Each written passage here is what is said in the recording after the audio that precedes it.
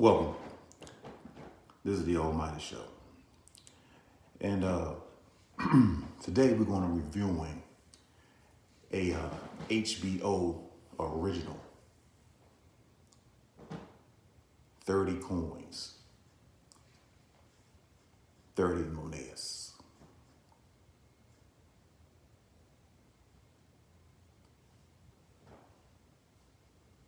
First off, let me say, this was probably some of the best 4 episodes of any series I've seen in a long time. Now, I'm going to be covering episode 1, season 1 through 4. If you haven't seen this, you need to go watch it. Because what I'm about to say is not going to make any sense if you haven't watched it, the whole thing. It's going to start off a tad bit slow. First and a half, 2 seasons. But this thing picks up fast. And it started with a scene with a mirror. I'm going to get back to that mirror scene, but it was the scene where the Pope is going through Rome, doing his, he's in the barricade, being driven around, and he's in the car doing the wave in the bubble over top of his head for security. So he comes out and he starts shaking the hands of the people. People are cheering for him, want to touch him, kissing the babies, and a guy walks up to him and says, "You're not going to kiss me?" The Pope is looking at him with utter disgust. He can barely hold it in. Could barely hold it in. We see him, that character, sometime later in the show, being chained up in a building numbered 121.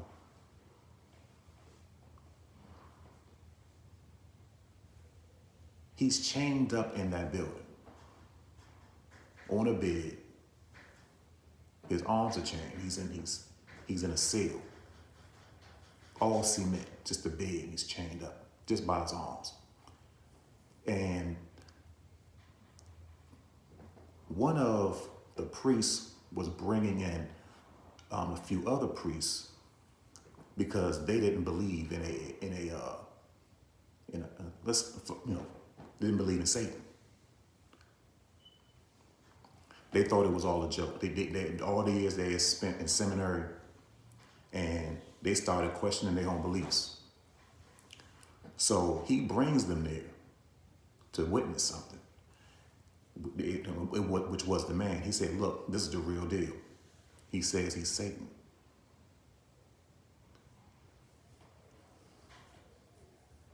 Okay, no one is believing it. He walks over and says, "Go ahead and talk to him." As soon as he walks up to Satan, Satan steps up to him and says, "Yeah."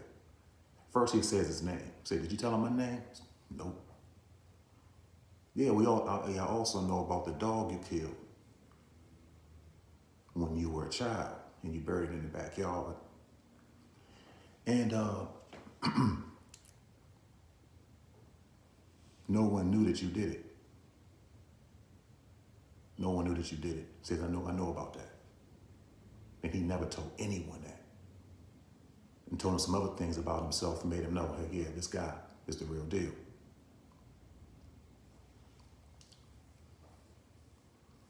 So going on, they said this guy has been in that cell for 2 months, hasn't eaten, hasn't slept. For 2 months, just staring at the wall, and he was interviewing. So this guy has tapes of 2 months in a cell with Satan. And Satan's talking. He got tapes. Satan is in this cell telling the priest everything.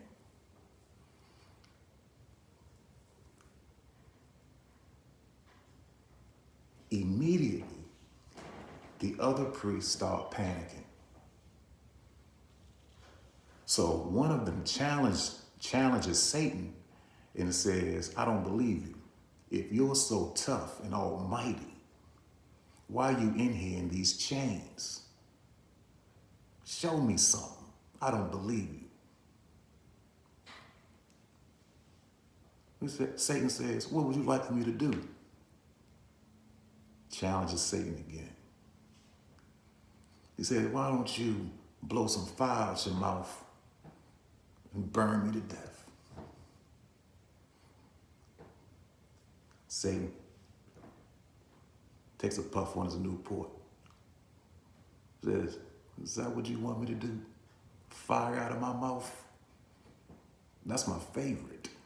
That's classical. Really? Is that what you want me to do? Looks at Satan, says, yeah. Satan blows out, spits fire, sets the priest on fire. Sets the priest on fire. Listen to what I said. Satan blew spitfire on a priest, set him ablaze. Now, this is the same one that was throwing holy water on him, thinking this is a horror flick. So Satan said, please, I'm not going to let you continue to do this to me and humiliate me. Keep in mind, Satan was calm the whole time. Sometimes had his legs crossed. He sets the man on fire. They're running around trying to pat the flames out the guy. Satan stands up and says, let's not let this demonstration interfere with our conversation. Satan talking all the way to the end.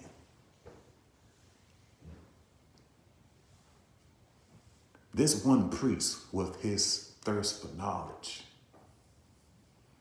while his friend is sitting there, skin getting crisp from the burns of Satan, actually stopped caring to him and started asking Satan more questions. He says, are there more than one devil? Where are you at? Are you in the hearts of men? Are you in another plane next to ours? What are you? Where are you?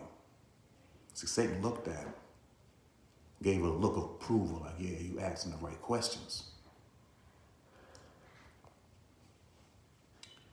Now, people, I'm not going to chop up what Satan said on this show tonight, because you're going to have to watch this for yourself. The questions that he asks, see, this is the thing.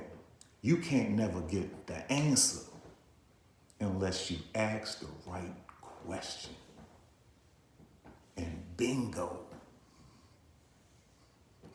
This priest did. He said, look, the priest says, look, I want to know who you are.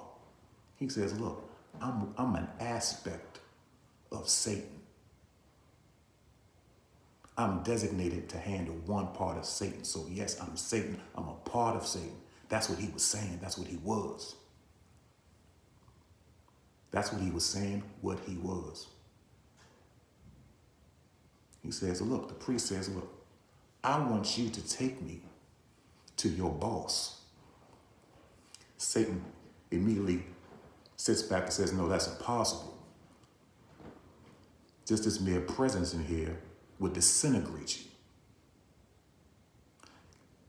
He literally the priest asked to speak to God. In whatever interpretation, whatever you think God is, your God, the one. I'm talking about the God. The one. He said, I want to see him. The priest looks around to his other priest and says, look, I'm here on a thirst for knowledge.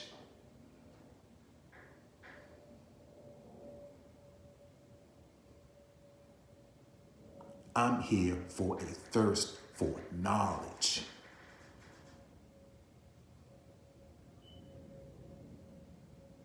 I'm not here to be a good student. I'm here for a thirst for knowledge. Extended his hands to his friend. He says, I'm going to go see God. I'm going through that door. Satan says, him even being in here will disintegrate you. God, Satan says, God is through that door. He opens up the door. This immense light shoots through the door, pushes everybody back, engulfs the whole room. The priest just walks right through it. Walks right through it. Now, when they go back into the room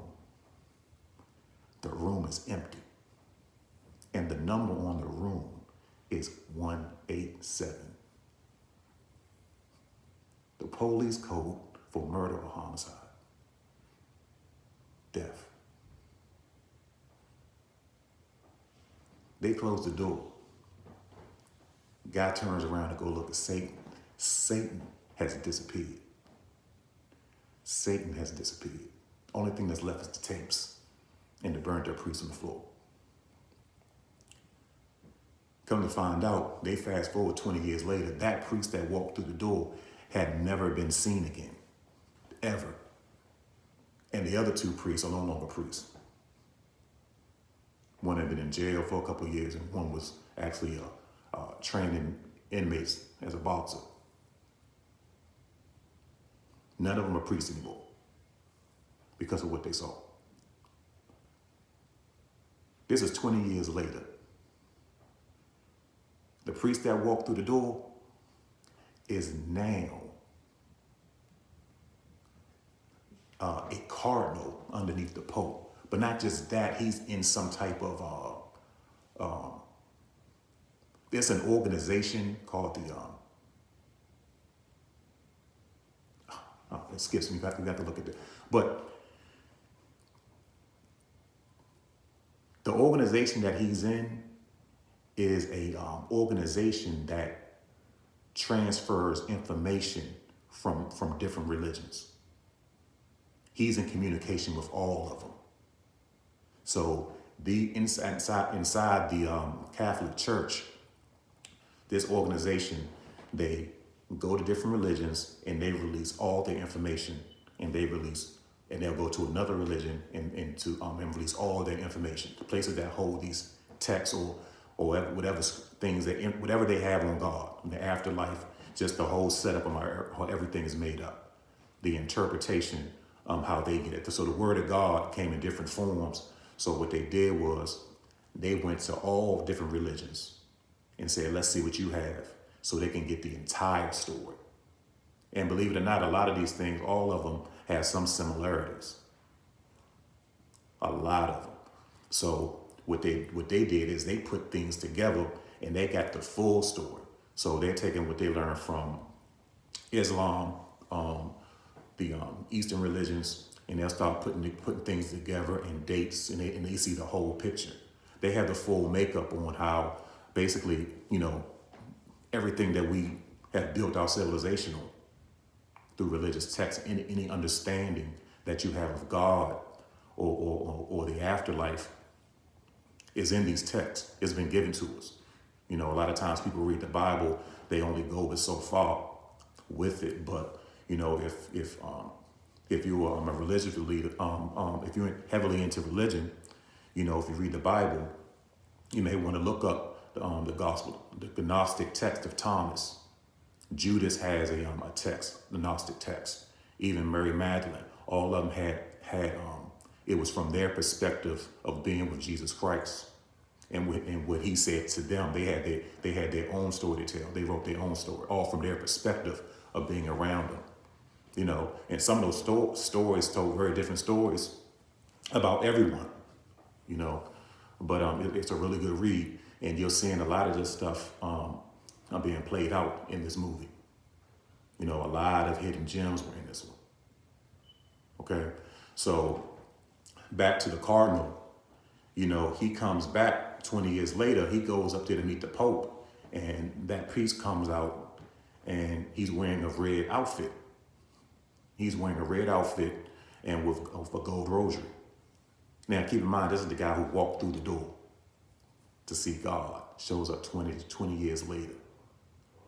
And now is a cardinal for the Pope. And it's the same guy who had the 2 months in a jail cell with Satan. 2 months. Satan told him everything. Well, look, if that doesn't pique your interest in something to watch, you know, I don't know what does. So look, after you view it, you know, leave a comment. Come back, leave a comment, tell me how you liked it. And I'm definitely going to be going on to the next episode on this. You know, I would love to see what he got out of those two months, those tapes, 2 months of Satan. Man, and this is just started. We're at episode 4 of season 1. So this is a good one. Go ahead and check it out, and good day.